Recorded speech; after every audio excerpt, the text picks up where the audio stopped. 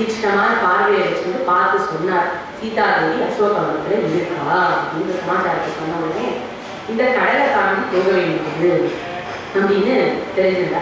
யார் கடல் தாண்டது? எல்லா குரங்குகளும் இருக்கு, குரங்குகள்லாம் நல்லா தான் குதிக்கும்.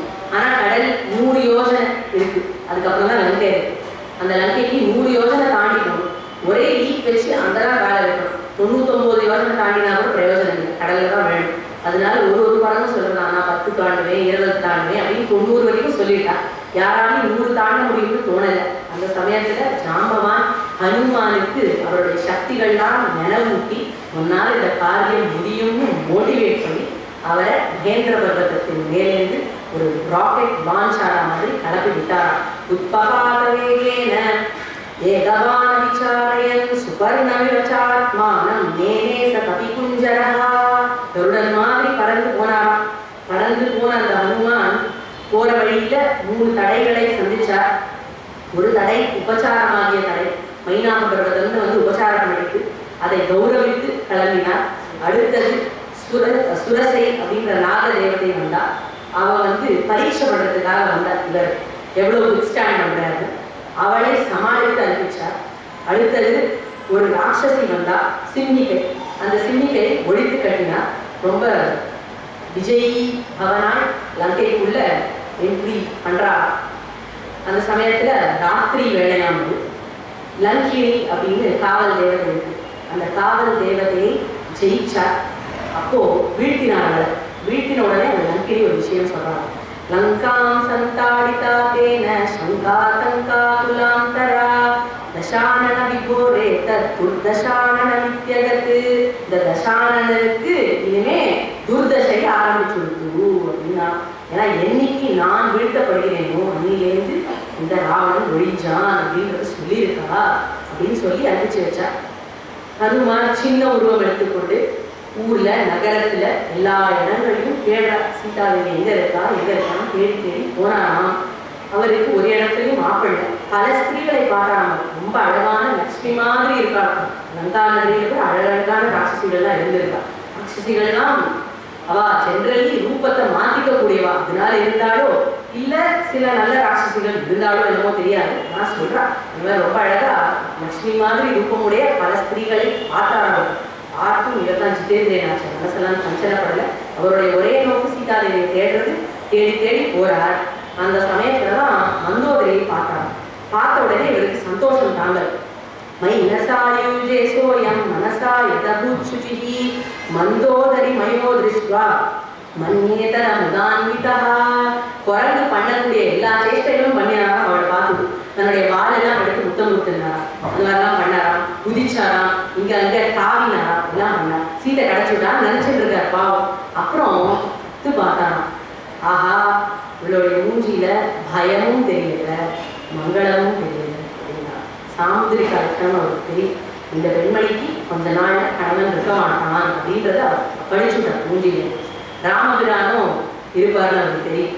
அதனால இந்த சீதையா இருக்க முடியாது. மேலும் பயம் இல்லை மூஞ்சியில. சௌக்கியமா இப்படி படுத்துட்டு இருப்பாளா ராமபிரான் கிட்ட சீதை? பேலஸ்ல படுத்துட்டு இருக்கா அந்த பெரிய படுக்கையில சயனத்துல. அதை பார்த்துட்டு இப்படி தப்பா நினைச்சுட்டோமே அப்படின்னு நினைச்சா கொஞ்சம் வருத்தப்பட்டார். ஐயோ இது சீத்தை கிடைக்கலையே. தேடுறார் தேடுறார் தேடுறார். ராத்திரி முடிய போது விடிய போற சமயத்துல அசோகவனத்துல சீதையை கண்டார் அப்படிங்கிறது தெரிஞ்சுது. சீதையை பார்த்த ஹனுமான் எப்படி இருந்தாங்க சீதை அப்படிங்கிறத ரொம்ப அழகா வர்ணிச்சிருக்கார் ஸ்ரீநிதி சுவாமி மஞ்சுராமன். அந்த ஒரு ஸ்லோகத்திலையும் அந்த பிராசாலக்கான அலிட்ரேஷனோட அந்த பாவத்தோட ரொம்ப அழகா கொண்டு வர. விதேக தனயாம் தீனாம் விதேக தனயாம். இந்த விதேக தனையான வைதேகி சீதை விதேக ராஜகுமாரி தேகமே இல்லாதவள் போல நெளிந்திருந்தாள். உருவமே இல்லையாம், அப்படியே ஸ்கின்னும் போன்ஸுமா இருந்தான்னு சொல்லுவாங்க. இந்த மாதிரி இருந்தாள். பத்மினி விதராம் கிருஷ்ணாம் பத்மினி விபவானரைகி. தாமரை போன்றவள், ஆனா தொடர்ந்து கையில் ஆட்ட தாமரை மாதிரி கஷ்டப்படுறான். பாகுன்யாஸ்தமுகீம் வேண்யா பாகுக்ரஸ்தேந்துராத்ரவித் உஷ்ணமஸ்ரு பிரமுச்சந்தி உஷ்ணாம்சு தசகம் யதா. இப்படி இருந்தா அவளுடைய கைகளால மூடிக்கொண்டாலாம் மூஞ்சி. இவளுடைய மூஞ்சி சந்திரன் போன்றது.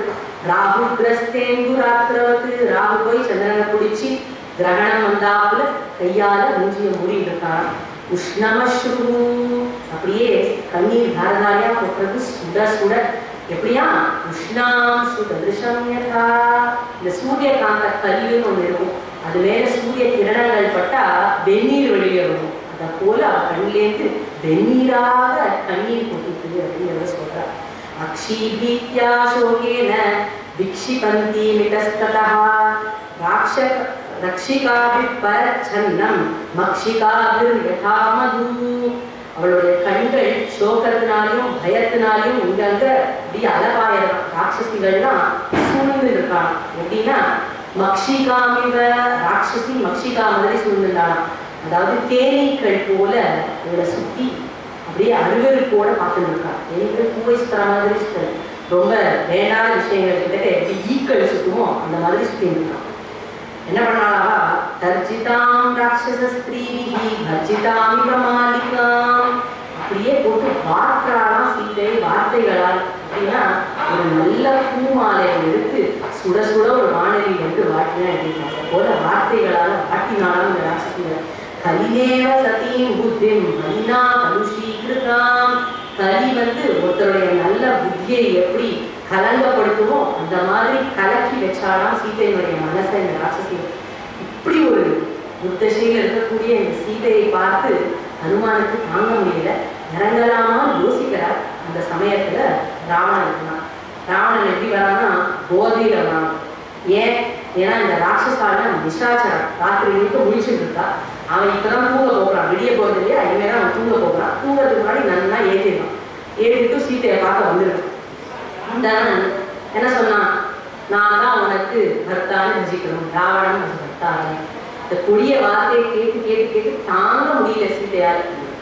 கேட்க முடியாத நிலைமையோட உச்சகட்டத்தில் இருக்க அந்த சமயத்துல ஒரு புல்லு எடுத்து பிடுங்கி போட்டான். திருநமந்தரவா போட்டு சொல்றான், இந்த புல்லு மாதிரிடா ராவணா நீ அப்படின்னா. இந்த புல்லு மாதிரி கேவலமான நீ நினைச்சுக்காது. நீ புல்லு மாதிரி இருந்தாலும் உன்னை ஒரு மனுஷன் ஆக்க முடியும். யாரால தெரியுமா? ராமனால.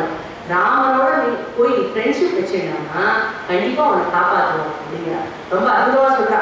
விதிதசரிதர்ம சரணாகத வத்சலஹா ஏன மைத்ரி பவதுதே யதி ஜீவிதும் இச்சசி, உனக்கு உயிர் பிச்சை கண்டிப்பா கிடைக்கும். நீ போய் மைத்ரி பண்ணிக்கோ, ஃப்ரெண்ட்ஷிப் பண்ணிக்கோ ராமனோட அப்படின்னா. இதுக்கு முன்னாடி என்ன சொல்றா? சரணாகத வத்சலஹா, ராமன் சரணாகத வத்சல், அதனால ஃப்ரெண்ட்ஷிப் பண்ணிக்கோங்க. இதை சொல்லாம சொல்றா, நான் போய் சரணமடை அப்படின்னு. சரணமடைன்னு சொல்றதுக்கு இவளுக்கு பயமா இருக்கு போல. சொன்னாலே காண மாட்டாங்க. சரி, அவனோட ஈகோ எது ஹர்ட் பண்ணணும், போய் ஃப்ரெண்டா இருக்கு அப்படின்னு நல்ல தரத்தை அந்த தசையில கூட அவனுக்கு ஒரு நல்ல தரத்தை சொல்லணும்னு நினைச்சு சீதா அப்படின்னு சொன்னான். அவன் கேட்கறதா திருப்பி திருப்பி இதையே சொல்லிட்டு இருக்கான். உடனே சீதை சொல்றானா, சந்தேஷாத்து ராமஸ்ய தபஸ்ய அனுபாலனா நத்வாம் குர்மி தசக்ரீவ பஸ்ம பஸ்மார்ஹ தேஜசா, உன்னை நானே பஸ்மம் பண்ணிடுவேன். இந்த அக்ரூரியம் பண்றதுக்கு நானே தீர்த்து கட்டிடுவேன். என்ன எனக்கு அனுகியம் கொடுக்கல என்னுடைய சுவாமி. ராமன் சொல்லாம ஒரு காரியத்தை நான் பண்ண மாட்டேன், அதனால உன்னை நான் தீர்த்து கட்டாம இருக்கேன், போய் சேரு அப்படின்னா. இதெல்லாம் கேட்டு ராவணன் குதிச்சு போயிட்டான். அந்த சமயத்துக்கு தான் அவனுக்கு ஏதோ கால் வந்து மந்திரிகளுக்கு கிளம்பி போயிட்டான். போறதுக்கு முன்னாடி ராட்சசிகிட்ட இதை செய் அதை செய் ஏதாவது பண்ணி பயமுறுத்தி இவளை என் வழிக்கு கொண்டு வர வேண்டியது அப்படின்னு சொல்லிட்டு போனா. ராட்சசிகளும் சூழ்ந்திருந்து கண்ணா அப்படின்னா பேச ஆரம்பிச்சா சீதாதேவி. சீதாதேவியால வாங்கவே முடியல. கர்ண கொடூரமான வார்த்தைகளை கேட்டு கேட்டு அவளுடைய சோகமானது ரொம்ப ஜாஸ்தி ஆயிடும். ரொம்ப ஜாஸ்தியான அந்த சோகத்துல அவ இருக்கா. இந்த ராட்சசிகளை எப்படா போகும்னு காத்து இருக்கா. அதுகளுக்கும் தூக்கம் வந்துருக்கு, காத்தால இருக்கு இல்லையா, அதனால எல்லாம் கிளம்பி போயிடுது. சீதை உட்காந்து யோசிச்சு பார்த்தா, அதித்தியில உயிரை வச்சுட்டு இருக்கணும், இந்த மாதிரி அவசரங்கள் கேட்டுட்டே இருக்கணுமா, இந்த மாதிரி ஒரு தசையை நமக்கு வேணுமா, பேசாம உயிரை தியாகம் பண்ணிடலாம் அப்படின்னு நினைச்சுட்டு இருக்கிற சமயத்துல தூக்கு போட்டுக்கலாம் முடிவு பண்றா. அவளுடைய புடவையினுடைய ஒரு பகுதியை எடுத்து பிரிச்சு அந்த மரத்தின் கிளை மேல தூக்கா எடுத்து மாட்டிக்கணும்னு பார்த்த அந்த சமயத்துல ஹனுமானுக்கு பதட்டமா இருந்தது.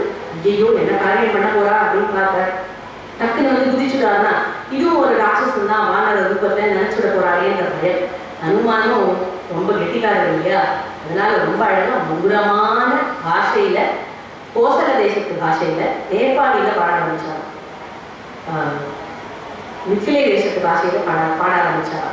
சீதையோடைய மதர் டங்ல பாட அதெல்லாம் சொல்ல வந்தது. ஏன்னா அப்பதான் இவளுக்கு ஏதோ புதுசா இருக்கே அப்படின்னு செய்ய போற காரியத்தை நிறுத்துவானா. பாட ஆரம்பிக்கிறார். என்ன பாடுறார்? ராஜா தசரதோ நாமரத குஞ்சரவாஜிமான். தசரதர்னு ஒரு மகாராஜா இருந்தார்.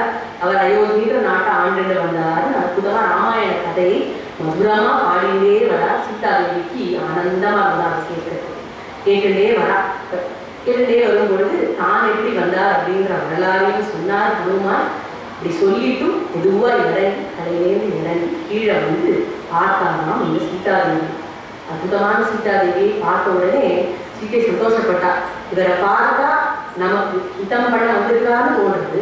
அடுத்த நிமிஷமே அவளுக்கு பயமும் வந்திருக்கான்.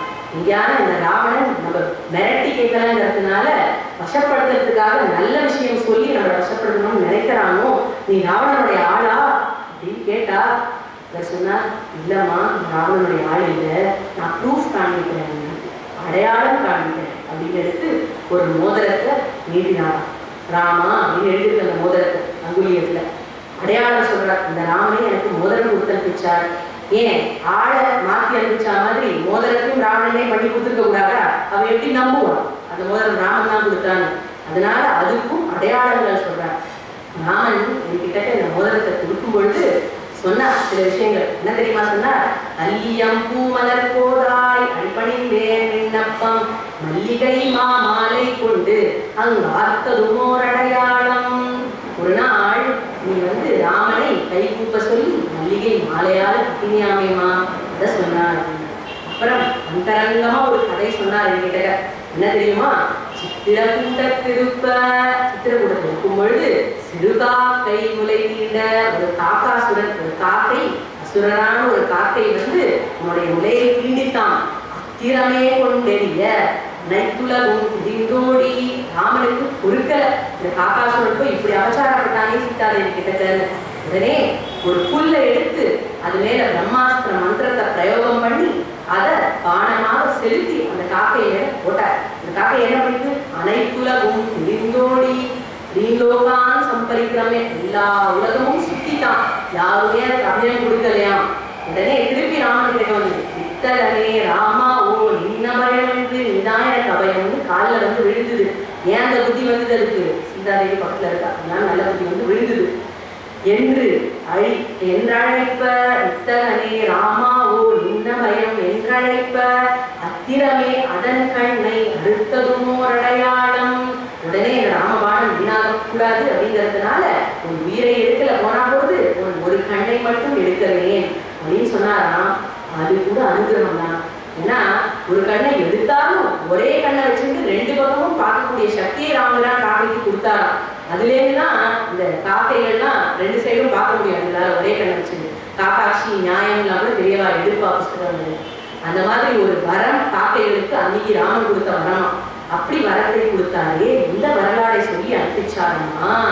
இதுதான் இந்த ராமனுடைய கை மோதிரம் அப்படின்னா. இத்தனை அடையாளம் சொல்லி ஈதம் கை மோதிரமே அப்படின்னு சொல்லி கொடுத்தாராம். இதே வார்த்தைய வால்மீகியும் சொல்றார். வால்மீகி சொன்னதான் பெரிய ஆளா பின்னாடி சொல்லியிருக்காரு. வால்மீகி என்ன சொல்றாரு அப்படின்னா, ஜீவாபேட்சமானாசா கர்த்துஹு கரபூஷணம் கர விபூஷணம் அப்படிங்கிறார். தன்னுடைய கை ஆபரணத்தை மோதிரத்தை கொடுத்தார்.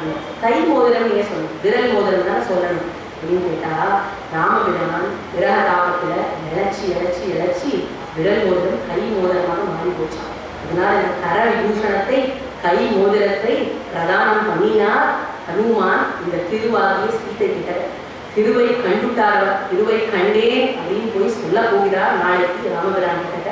ராமன் சந்தோஷப்பட போகிறார். இதோட இந்த கட்டத்தை இன்னைக்கு நிறுத்திப்போம். ஏவமேதம் ஆச்சாரம் பத்ராஸ்துவஹா நவ்யாகதம் வலம் விஷ்ணோ பிரவர்த்ததாம் மங்களம் கோசலேந்திராய மனீய குணாத்ரயே சக்கரவர்த்தி தனோஜாய